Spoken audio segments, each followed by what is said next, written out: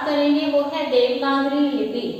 देवनागरी लिपि ये बहुत ही इम्पोर्टेंट टॉपिक है। इसे एमपी यूजीसी नेट के सिलेबस में भी रखा गया है, एमबी के सिलेबस में भी है और हिंदी ऑनर्स के सिलेबस में भी जो है वो देवनागरी लिपि टॉपिक को रखा गया है।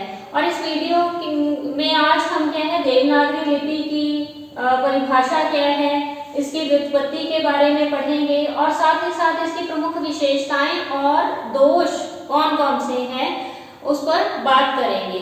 तो सबसे पहले देवनागरी लिपि के बारे में शुरू करने से पहले हमें भाषा के बारे में पता होना चाहिए कि भाषा क्या है। भाषा के बारे में जब बात करते हैं तो भाषा जो है वो विचार विनिमय का सबसे सशक्त साधन माना गया है। भावों की अभिव्यक्ति जो है वो भाषा के माध्यम से ही होती है और भाषा के मुख्यतः दो रूप हैं, मौखिक और लिखित रूप। मौखिक रूप कौन सा होता है? जब हम अपने भावों को बोलकर किसी के समक्ष स्पष्ट करते हैं। और लिखित भाषा कौन सी होती है?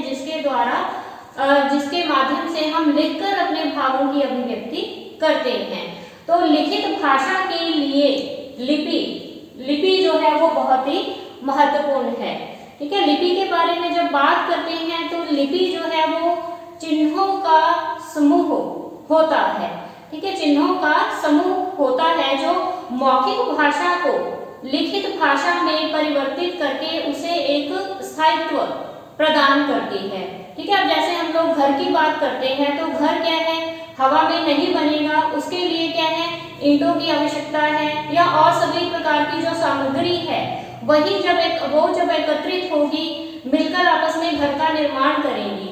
अगर वो सारी सामग्री नहीं है तो घर का निर्माण नहीं हो पाएगा। उसी तरह से जो चिन्ह है, लिपि के रूप में जो चिन्ह है, चाहे वो मात्राएं हैं, वर्ण है, शब्द है, वो सभी मिलकर आपस में क्या है, लिखित भाषा का रूप ले लेते हैं। और लिखित भाषा जो है वही क्या है, हमारे भावों को, हमारे विचारों को एक रूप प्रदान करती है। और मौखिक भाषा क्या है, अभी हम लोगों ने जो पढ़ा है, अगर वो लिखित रूप में उपलब्ध नहीं होगा तो वो कितना समय हम याद रख सकते हैं, कुछ समय के लिए।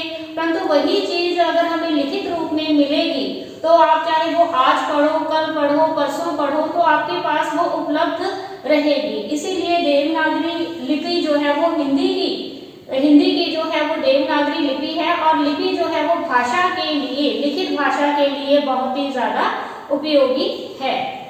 तो सबसे पहले क्या है, देवनागरी लिपि की विशेषताओं के बारे में पढ़ने से पहले इसकी जो कुछ परिभाषाएं हैं उसके बारे में बात करेंगे। सबसे पहले आचार्य महावीर प्रसाद द्विवेदी जी की परिभाषा है, देवनागरी लिपि की वैज्ञानिकता स्वयं सिद्ध है।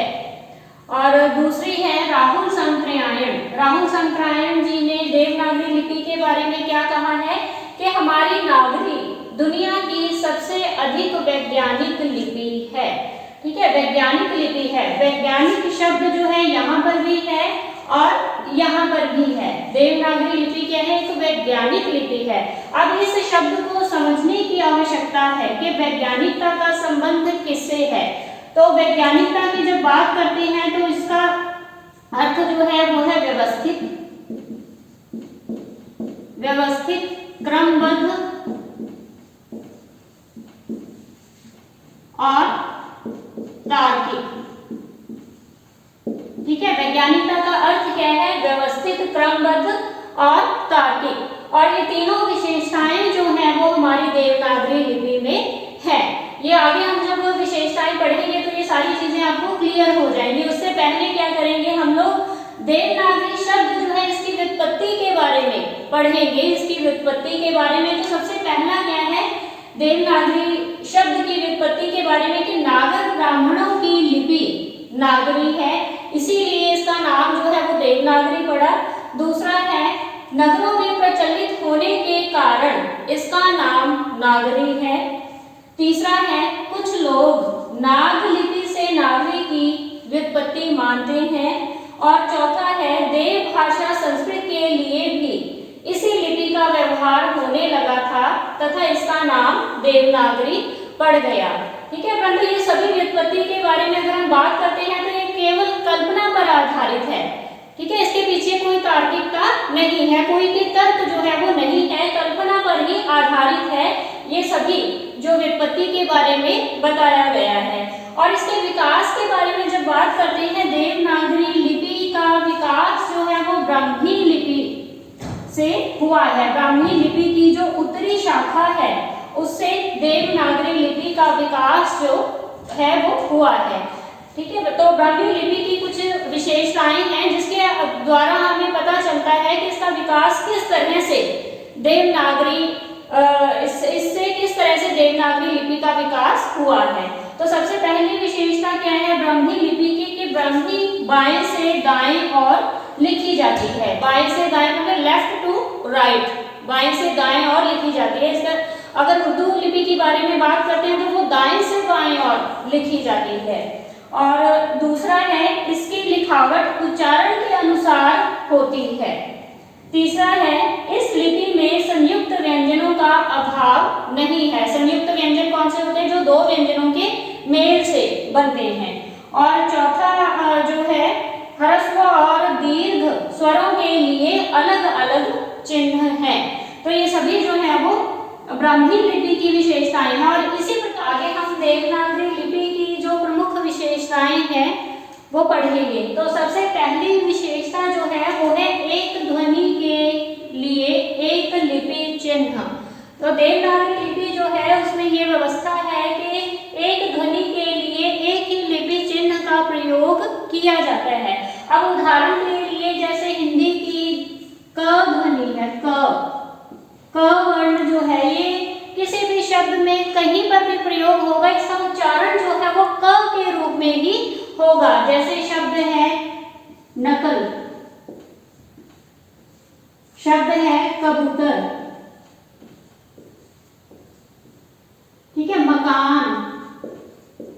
तो कहीं पर भी जो है क ध्वनि आ रही है, उच्चारण उसका सेम ही रहेगा। परंतु जो रोमन लिपि है उसमें ऐसी व्यवस्था नहीं है। उसमें क्या है, एक ध्वनि के लिए एक ही लिपि चिन्ह जो है वो प्रयोग में नहीं आता। उदाहरण के लिए जैसे सी वर्ड है, सी, तो सी का उच्चारण कहीं पर सी के रूप में ही हो रहा है, कहीं क के रूप में हो रहा है। ठीक है, जैसे शब्द है सिनेमा, सिनेमा में सी का साउंड, सी की ध्वनि उच्चरित हो रही है। केमिस्ट्री, केमिस्ट्री में क की ध्वनि उच्चरित हो रही है। तो ऐसी बात जो है वो देवनागरी लिपि में नहीं है। दूसरी जो विशेषता है वो है एक लिपि चिन्ह के लिए एक ध्वनि, एक लिपि चिन्ह के लिए एक ही ध्वनि का प्रयोग जो है वो देवनागरी लिपि में होता है। और इसके विपरीत रोमन लिपि जो है उसमें ऐसी व्यवस्था नहीं है। रोमन लिपि की जैसे हम ए वर्ड लेते हैं तो ए वर्ड जो है वो कई तरह से प्रयोग में आता है। ए जैसे है ए से एट, तो एट लिखते समय यहाँ पर आई का साउंड होगा। और शब्द है आर्ट, तो आर्ट में आ का साउंड हो रहा है। ठीक है, तो इस तरह से क्या है, एक लिपि चिन्ह के लिए एक ध्वनि जो है वो देवनागरी लिपि में है, मतलब जैसा बोला जाएगा वैसा ही लिखा जाएगा। तीसरा है मूक अक्षरों का अभाव। मूक अक्षरों का अभाव, मूक अक्षर जिसे अंग्रेजी में साइलेंट वर्ड्स कह देते हैं, तो देवनागरी लिपि में ऐसे अक्षरों का अभाव है जो मूक अक्षर हैं। अंग्रेजी में जैसे हम शब्द लिखते हैं, मूक अक्षरों का अभाव जो है वो रोमन लिपि में नहीं है। अब जैसे हम शब्द लिखते हैं साइकोलॉजी, तो साइकोलॉजी में जो पी वर्ड है वो साइलेंट रहेगा। अब शब्द है ऑनेस्ट, तो ऑनेस्ट में भी क्या है, एच वर्ड जो है वो साइलेंट रहेगा, इसे ऑनेस्ट नहीं बोलेंगे। तो कई बार इस प्रकार के जो मूक शब्द हैं वो त्रुटियों का कारण भी बन जाते हैं। और देवनागरी लिपि में इस प्रकार के मूक अक्षरों का प्रयोग जो है वो नहीं होता, इसीलिए इस भाषा को सीखना समझना जो है बहुत ही आसान है। अगली जो विशेषता आ जाती है वो है मात्राओं में स्पष्टता। मात्रा, तो मात्राओं में स्पष्टता क्या है, सबसे पहले मात्रा है क्या? तो मात्रा जो है वो किसी भी शब्द के उच्चारण में लगने वाला जो समय है वो मात्रा कहलाता है। ठीक है, मात्रा जो भी देवनागरी लिपि में बहुत सारी मात्राओं का प्रयोग जो है वो होता है। जो स्वर है, स्वर ही क्या है, आगे परिवर्तित होकर मात्राओं के रूप में आ जाते हैं और मात्राओं के अभाव में शब्दों की रचना करना आसान नहीं है, शब्दों की रचना नहीं हो सकती। ठीक है, मात्राओं में जैसे ह्रस्व स्वर हो गए, दीर्घ स्वर हो गए, बहुत सारी मात्राएं हैं। ठीक है, तो ह्रस्व के लिए जैसे ये वाला जो है चिन्ह है और दीर्घ के लिए ये चिन्ह है। ठीक है, और जैसे बड़े ऊ की मात्रा, छोटे ऊ की मात्रा, इन शब्दों का प्रयोग करके हम नए शब्दों का जो है निर्माण करते हैं। इसीलिए मात्राओं की स्पष्टता है देवनागरी लिपि में और रोमन लिपि में ऐसा नहीं है। ठीक है, पांचवी विशेषता जो है देवनागरी के अक्षरों की सुंदरता। ठीक है, अक्षरों की सुंदरता, जो भी देवनागरी लिपि के शब्द हैं, जो भी अक्षर हैं, उनकी बनावट जो है वो बड़ी ही सुंदर है। और इसकी सुंदरता को बढ़ाने का एक और काम जो है वो कौन करता है? शिरोरेखा। शिरोरेखा जो है वो देवनागरी लिपि के जो शब्द हैं उनकी सुंदरता को बढ़ाने का काम करती है। शिरोरेखा किसे कहते हैं? जब भी कोई शब्द लिखा जाता है तो उसके ऊपर जो रेखा खींची जाती है उसे शिरोरेखा कह दिया जाता है, कहते हैं। और छठी विशेषता जो है वो है शब्दों के उच्चारण एवं लेखन में समानता। शब्दों के उच्चारण एवं लेखन में समानता मतलब शब्दों को जिस प्रकार से उच्चारित किया जाता है, जिस प्रकार से शब्दों को बोला जाता है, उसी प्रकार से लिखा जाता है। ठीक है, इसमें किसी प्रकार की कोई भ्रम की आशंका जो है वो नहीं रहती। रोमन लिपि की जब बात करती हैं तो उसमें क्या है, जैसा उच्चारण किया जाता है वैसा नहीं लिखा गया होता। ठीक है, जैसे उदाहरण के लिए आपको शब्द बताती हूं मैं, जैसे शब्द है नाइफ, शब्द है नॉलेज। ठीक है, तो इन्हें क्या है, यहाँ पर लिखा क्या गया है? नाइफ और नॉलेज, परंतु उच्चारण तो हम नाइफ कर रहे हैं, नॉलेज कर रहे हैं, परंतु के वर्ड लिखा कैसे गया है? कनाइफ, कनॉलेज। ठीक है, तो इस तरह से क्या है, ये जो है शब्दों के उच्चारण एवं लेखन में समानता का अभाव रह जाता है जो रोमन लिपि है। देवनागरी लिपि में ऐसा नहीं है। सातवीं विशेषता जो है वो है वर्णमाला का वैज्ञानिक वर्गीकरण किया गया है। ये बहुत ही महत्वपूर्ण है। वर्णमाला का इसमें क्या है? वैज्ञानिक वर्गीकरण किया गया है। तो वैज्ञानिक वर्गीकरण जो है वो स्वर और व्यंजन के आधार के रूप में किया गया है। स्वर कौन से हैं? अ, आ, ई, उ, ऊ, री, ए, ऐ, ओ, औ। तो स्वर कौन से होते हैं? जो अपने आप में स्वतंत्र होते हैं, जिनके खंड नहीं किए जा सकते, अपने आप में स्वतंत्र हैं ये। ठीक है, तो स्वर होते हैं ये, और 11वें स्वर है कुल। अगला जो है वो है व्यंजन। व्यंजन कौन से होते हैं? जो स्वरों की सहायता से बोले जाते हैं, ये अपने आप में स्वतंत्र नहीं होते हैं। ठीक है, और व्यंजन कौन से हैं? क, ख, ग, घ, अंग। तो ये कौन से हैं? कंठस्थ व्यंजन है। कंठस्थ व्यंजन है। कंठस्थ व्यंजन कौन से होते हैं? जिनका उच्चारण कंठ से होता है।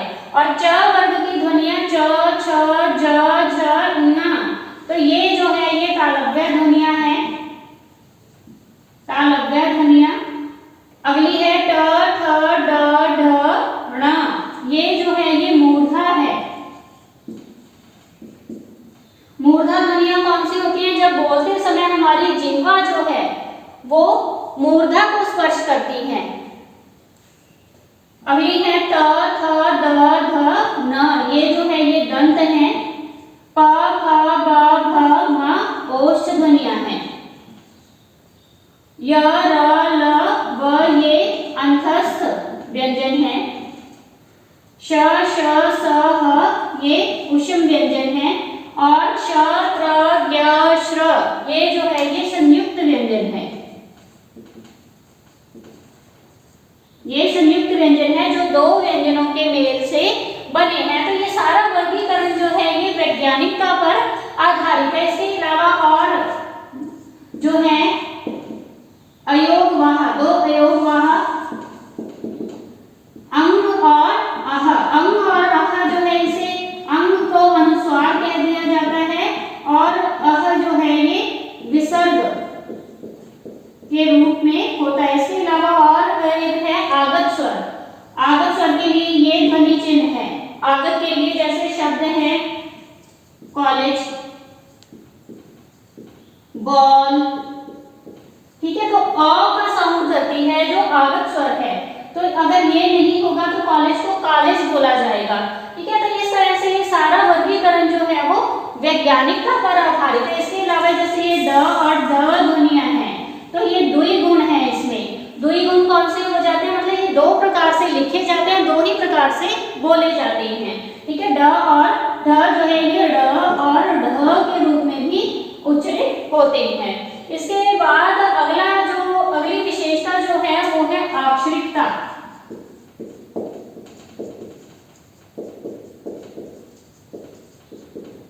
आक्षरिकता जो है ये भी देवनागरी लिपि की एक प्रमुख विशेषता है। अब आक्षरिकता क्या होता है, आपको मैंने बताया था कि जो भी व्यंजन है वो स्वरों की सहायता से ही बोले जाते हैं। ये हमारे क, ख, ग, ये जो भी व्यंजन है इनके साथ क्या है, ये हमारी प्रथम जो अ स्वर है ये जुड़ा हुआ रहता है। अब जैसे शब्द है कमल,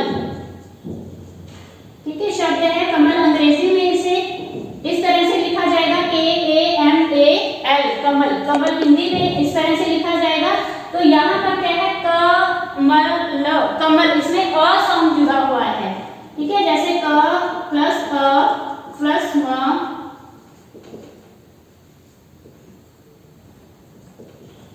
ठीक है। तो इसमें क्या है कमल, अ का साउंड जो है वो व्यंजन में ही लोप हो गया है। तो यहाँ पर क्या है आक्षरिकता का गुण है। अगली विशेषता जो है वो है देवनागरी लिपि में शब्द संयोजन की विशेषता है। शब्द संयोजन, शब्द संयोजन, संयोजन का अर्थ होता है एडजस्टमेंट, जैसे इंग्लिश में एडजस्ट कह दिया जाता है। तो देवनागरी लिपि में क्या है शब्द संयोजन की विशेषता है। कम से कम शब्दों में क्या है अभिव्यक्ति करने की क्षमता जो है वो देवनागरी लिपि में होती है। अब उदाहरण के लिए जैसे रोमन लिपि में शब्द लिखा जाता है रेलवे स्टेशन और हिंदी में इसे लिखा जाएगा रेलवे स्टेशन, ठीक है। तो इसमें कुल कितने वर्ड्स हैं, 1 2 3 4 5 6 7 8 9 10 11 12 13, कुल 14 वर्ड्स जो है इसमें आए हैं। और इसकी तुलना में हिंदी में जो शब्द लिखा गया है इसमें कम शब्द आए हैं। जैसे अंग्रेजी में लिखा जाए राम, राम को अ साउंड के साथ लिखा जाता है, रामा जैसे लिखा जाता है, हिंदी में इसे लिखा जाएगा राम। तो ये क्या है अंग्रेजी की तुलना में क्या है शब्द जो हिंदी में लिखे जाते हैं वो कम स्थान घेरते हैं, एडजस्ट करने की क्षमता जो है इन शब्दों में होती है। और अगला जो है वो है लेखन में सुविधा।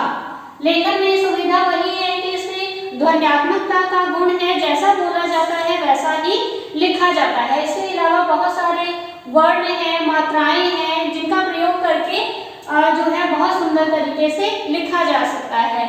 अगला जो है अगली विशेषता है वो है अनुवाद की सहजता।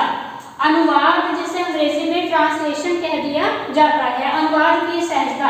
अब देवनागरी लिपि जो है वो अन्य बहुत सारी लिपियों के साथ जुड़ी हुई है, इसीलिए हिंदी भाषा में और भाषाओं के जो साहित्य है और भाषाओं का जो साहित्य है उसका जो है हिंदी भाषा में अनुवाद जो है वो बहुत बड़ी मात्रा में हुआ है। अनुवाद की सहजता है इसमें। और 12वीं विशेषता है स्वर का स्वतंत्र एवं मात्रा के रूप में प्रयोग। ये आपको पहले भी बता दिया था कि जो स्वर है वही मात्रा के रूप में प्रयोग में लाए जाते हैं, ठीक है। स्वर का स्वतंत्र और मात्रा के रूप में प्रयोग करना जो है ये भी देवनागरी लिपि की एक प्रमुख विशेषता है।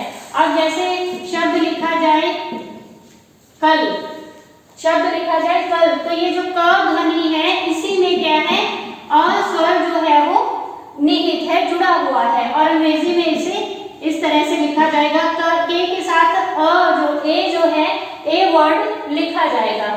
तो इसमें क्या है, स्वर का स्वतंत्र एवं मात्रा के रूप में प्रयोग। तो ये सारी जो है हम लोगों ने देवनागरी लिपि की विशेषताएं पढ़ी हैं। इसके बाद क्या है, देवनागरी लिपि के कुछ दोष हैं, कुछ लिमिटेशंस हैं, उसके बारे में भी बात करेंगे। तो दोष के अंतर्गत पहला दोष क्या आ जाता है, अशुद्धियों की अधिक संभावना।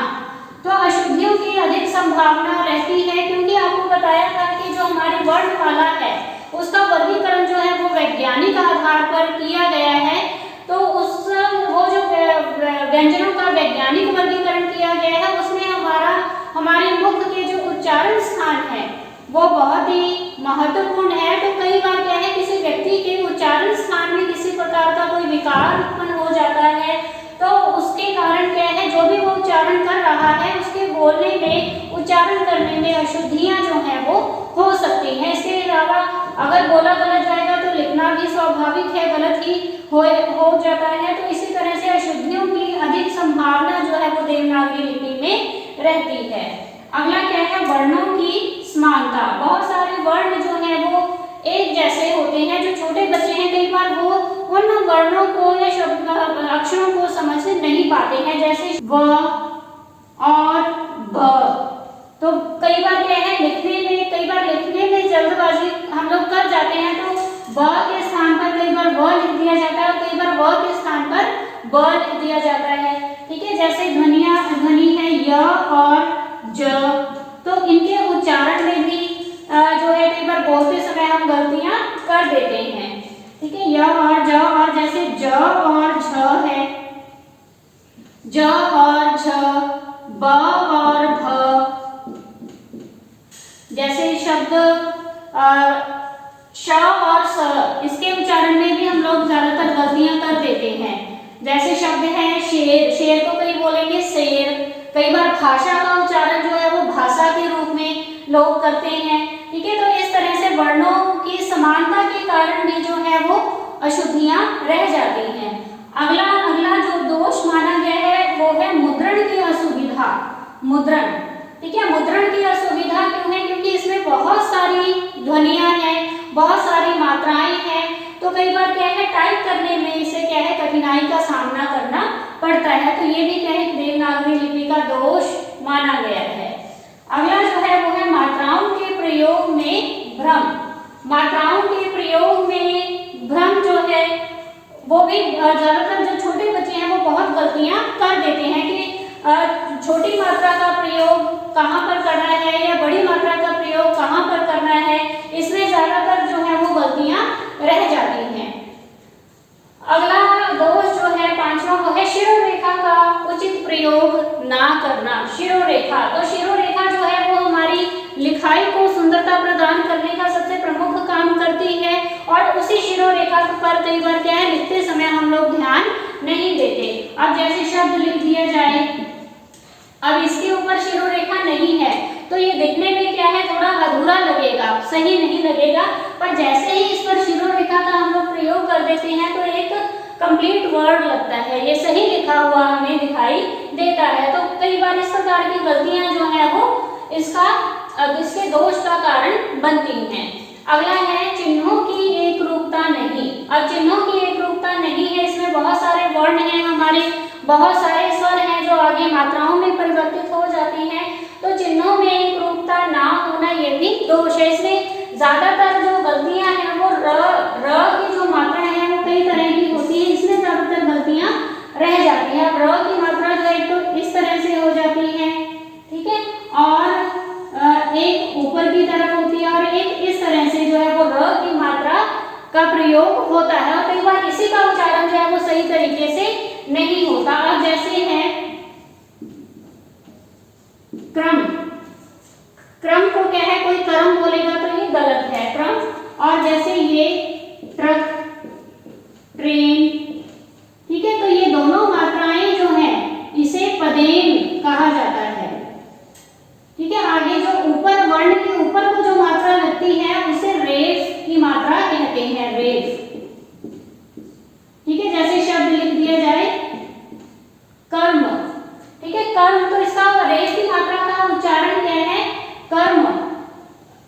कर्म का जो जिस वर्ण के ऊपर मात्रा लगी है उससे पहले उच्चारण होगा, इसका ये ध्यान में रखने की आवश्यकता होती है। पर कई बार उच्चारण करते समय हम इसमें क्या है इसे ध्यान में नहीं रखते हैं।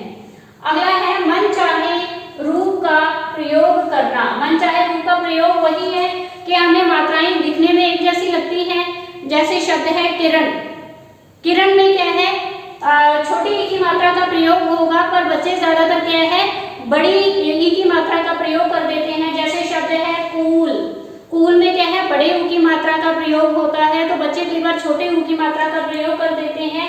तो इस तरह से क्या है भाषा जो है वो भाषा में क्या है अशुद्धियों का जो है अशुद्धियां जो है भाषा में हो जाती हैं। अगला जो है वो है वर्णमाला सीखने में कठिनाई।